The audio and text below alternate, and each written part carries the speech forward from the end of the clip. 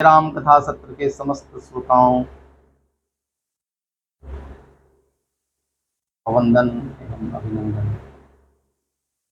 आज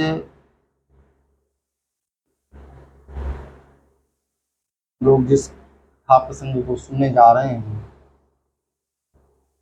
का शीर्षक मंगल करणी कलिमल हरणी कथा। राम कथा मंगल करने वाली है, कलिमल का हरण करने वाली। ये दो बातें। कल हम लोग मानस के जिस प्रसंग को सुन रहे थे, भगवान के प्रताप को श्रवण कर रहे थे। भगवान का प्रताप रामचरितमानस में वर्णित है और यह कथा की शोभा है, कविता की शोभा है। पहले राम नाम से कविता की शोभा का वर्णन किया, फिर पूज्यपाद कलिपावनावतार श्री राम प्रताप से कविता की शोभा का वर्णन करते हैं। कविता वरप्पन को प्राप्त करेगी राम जी के प्रताप से। श्री राम जी का प्रताप है स्वयं श्रीमद् वाल्मीकि रामायण में भगवान के श्रीमुख की वाणी है, शक्तिदेव एक बार। शक्ति मन एक बार। शक्तिदेव प्रपन्नाय तवास्मीति च याचते अभयं सर्वभूतेभ्यो ददामि तद्भुतं मम। एक बार जो भगवान की शरण में आके कहता है कि मैं आपका हूँ, भगवान उसे सब भूत प्राणियों से निर्भय कर देते हैं, उसे निर्भीक बना देते हैं, उसे डरने के लिए कोई स्थान नहीं रह जाता। ये भगवान का प्रबल प्रताप है और जिसने भी प्रताप का भरोसा किया उसका मंगल हुआ, उसका कल्याण हुआ। ये प्रताप की महिमा है। तो स्वामी जी कहते हैं मुझे भी भरोसा है, सोई भरोस मोरे मन आवा। वही भरोसा मेरे मन में भी है श्री राम प्रताप का। फिर आगे कहते हैं कि सत्संग से किसने बड़प्पन को प्राप्त नहीं किया। इसके लिए एक उदाहरण देते हैं, जैसे धुआं आंख में लगे तो करुआपन महसूस होता है, हम लोग असहज महसूस करने लगते हैं। लेकिन यही धुआं अगर नाम के एक सुगंधित लकड़ी के संपर्क में आने पर सुवासित और सुगंधित हो जाती है, भलाई को प्राप्त कर लेती है, बड़प्पन को प्राप्त कर लेती है। धुआं है लेकिन संगति अगर क्यों हो गई, अगर प्रसंग सुगंध बसाई, अगर ने अपना सुगंध धुआं को दे दिया, धुआं भी सुगंधित हो गया। इतनी महिमा हो गई कि वह धुआं हम लोग अर्पण करने लगे देवताओं तक। देवताओं को अर्पण करते हुए कहते हैं इदं धूपम आग्राप्यामि सीतारामाभ्याम नमः। मैं धूप श्री सीताराम जी को अर्पण करता हूँ। वह धूप अर्पण होने लगता है, अगर अर्पण होने लगता है, अगर वो प्रसंग सुगंध सारी। गोस्वामी जी कहते हैं भनिति भदेश, मेरी कविता भद्दी है।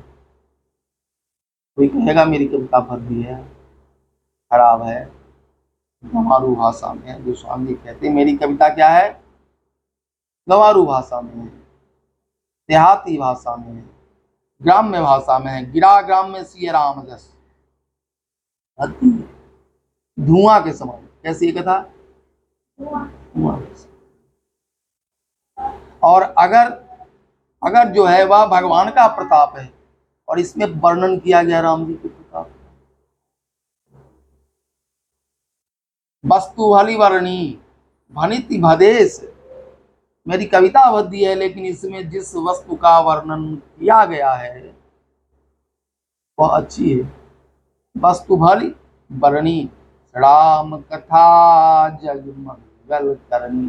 श्री राम कथा जगत का मंगल करने वाली है। गोस्वामी जी का डिम उद्घोष है कि जो भी कथा का आश्रय लेगा निश्चित रूप से उसका मंगल होगा। राम कथा जग मंगल करनी करनी, हरणी कलिमल हरणी, मंगल करनी और कलिमल हरणी, मंगल करने वाली है राम।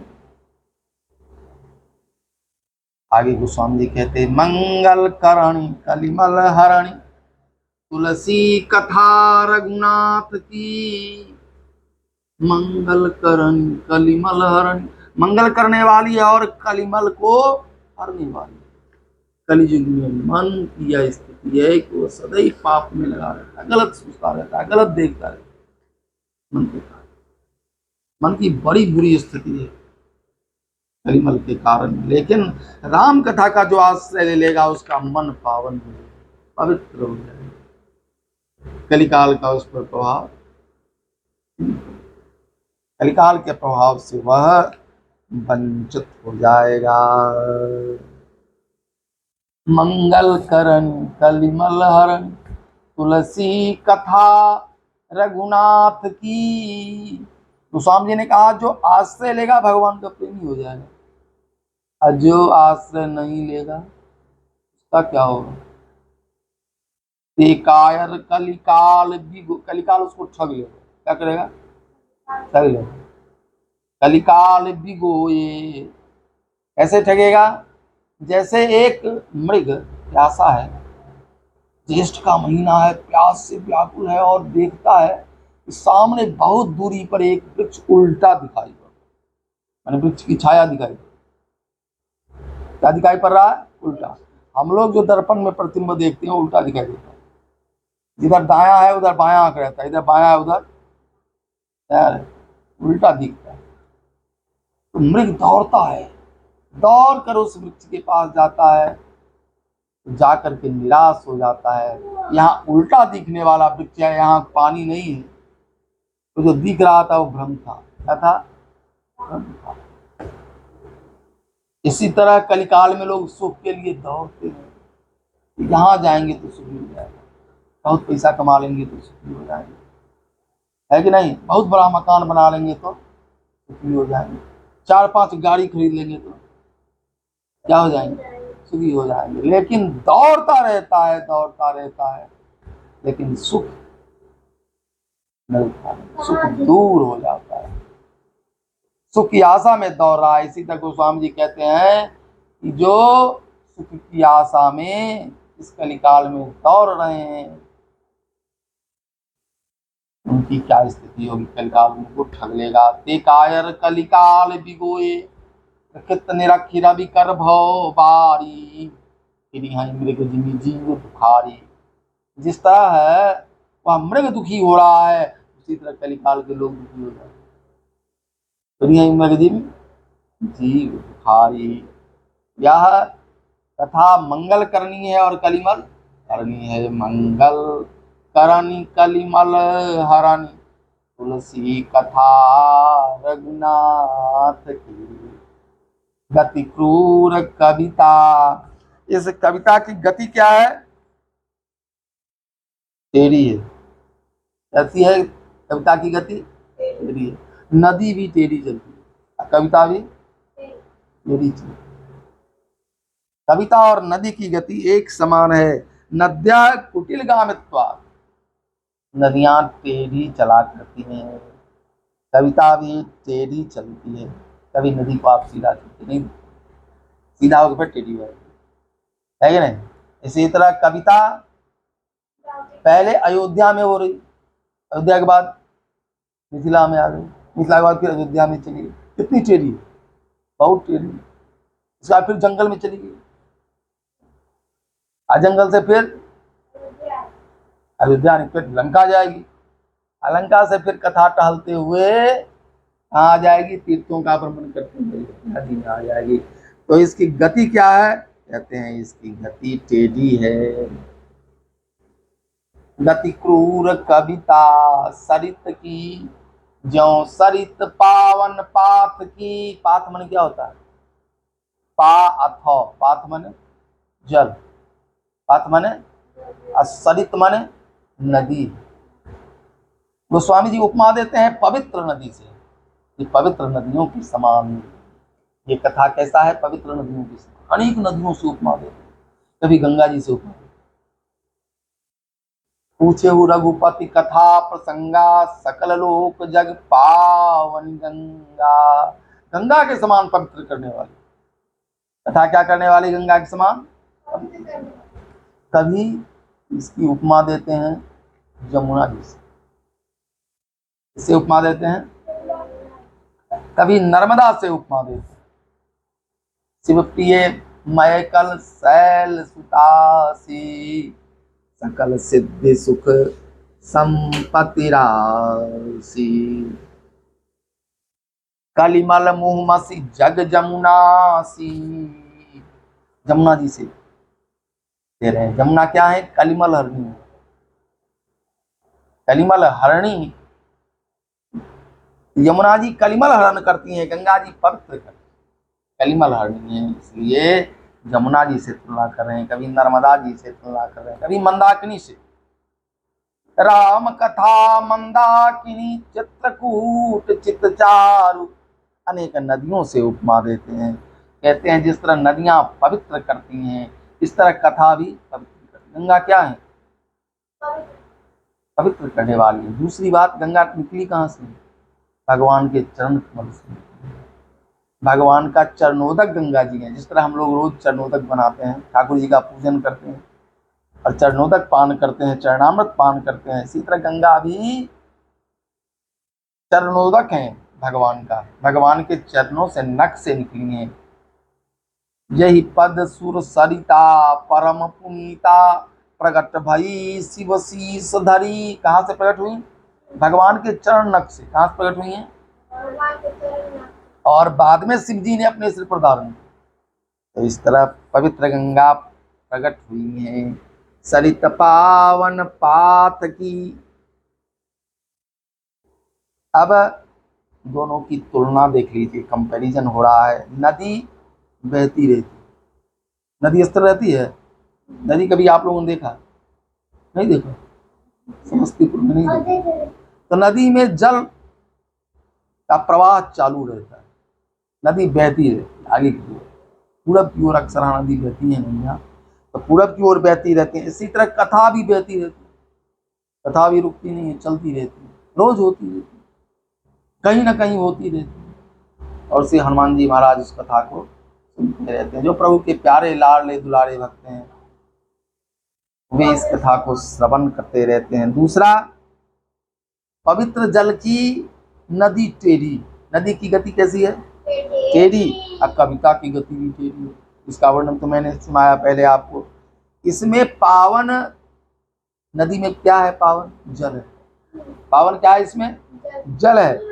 और कविता में पावन क्या है, श्री राम कथा। श्री राम कथा जो है, श्री राम जी का प्रताप जो है, यही पावन है। अब पावन जल के संबंध से नदी, और कथा के संबंध से कविता कलिमल हरण, कलिमल हरण भी करती हैं। इसके बाद पापों का नाश करके मोक्ष देती है। क्या करती, मोक्ष देती हैं। जल के आगे नदी का टेढ़ापन कोई नहीं देखता, राम कथा के आगे कविता का भद्दापन कोई नहीं देखता, कोई दृष्टि नहीं डालेगा। अब श्रीमद् भागवत जी के श्लोक से इसका मिलान कीजिए। वासुदेव कथा प्रश्न, वासुदेव कथा प्रश्न, पुरुषांश तीन पुनाति, वक्तारम पृच्छकम श्रोत्रं, तत्पाद सलिलम यथा। कहते हैं भगवान श्री वासुदेव जो कथा है, यह तीन तरह से पवित्र करती है। कैसे पवित्र करती है, कितने प्रकार से, तीन प्रकार से। पहला, वक्तारम, जो कथा कहने वाला है उसको पवित्र करती है। पृच्छकम, जो कथा सुनने के लिए प्रश्न करता है, उसको पवित्र करती है। जैसे भगवती आप प्रश्न कर रही हैं, पार्वती जी प्रश्न कर रही हैं, ये नाथ आप मुझे कथा सुनाइए। कहु जथा जानकी बियाही, जिस तरह जानकी जी का विवाह हुआ वह कथा सुनाइए, जिस तरह रावण मारा गया वह कथा सुनाइए, जिस तरह प्रभु का अवतार इस धराधाम पर हुआ वह कथा सुनाइए। तो पृक्षिकम जो पूछने वाली है या पूछने वाला है उसको कथा पवित्र करती है, और जो न पूछ रहा है न कह रहा है, सिर्फ सुन रहा है, तो उसको भी पवित्र करती है। तो पूछ भी नहीं रहा है और कह भी नहीं रहा लेकिन सुन रहा है, उसको भी पवित्र करती। कैसे पवित्र करती है? जैसे भगवान का चरणामृत सबको पवित्र कर देता है। अकाल मृत्यु हरणम सर्व पाप प्रणाशनम सीताराम चरणोदकम पीत्वा साधाराम्यम। चरणोदक क्या क्या करती है?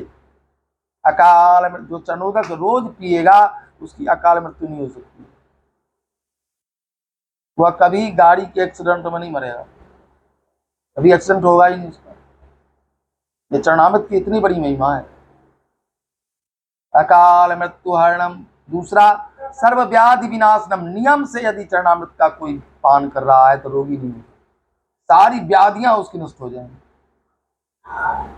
सीताराम चरणोदकम पीत्वा साधाराम्यम, जिस तरह चरणोदक पवित्र करता है उसी तरह कथा भी पवित्र करती है, कथा भी मंगल करती है, कलिमल का हरण करती है। आप सभी श्रोताओं का मंगल हो, यह कथा आप सबों का भी मंगल करे, आपके कलिमल का हरण करे, ऐसा नम्र निवेदन करते हुए आज की वाणी को विराम। सीताराम जय सीताराम।